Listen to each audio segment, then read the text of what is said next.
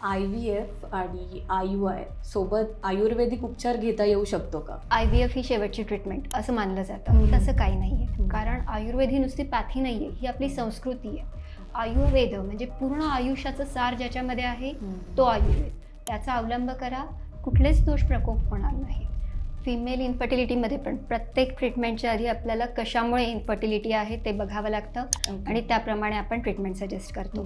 तर कोणत्या काळात प्रेग्नन्सी राहिली पाहिजे. फॉलिकल जेव्हा डेव्हलप होतं आणि ते रप्चर होतं, रप्चर आल्यानंतर जर तुम्ही ते डेज फॉलो केले तरच प्रेग्नन्सी राहणार. स्ट्रेस, स्लीप आणि डाएट आणि लाईफस्टाईल ह्या गोष्टी किती इन्फर्टिलिटीवरती परिणाम करतात किंवा प्रभावी पडतात? लाईफस्टाईलमुळे किंवा ह्या सगळ्या ज्या गोष्टी आपण म्हणजे आहार व्यवस्थित घेत नाही, झोप व्यवस्थित होत नाही, तुमचा दोष प्रकोप झालेला असो, इनडायरेक्टली तुमच्या शरीरात कचरा जमा झालेला आहे.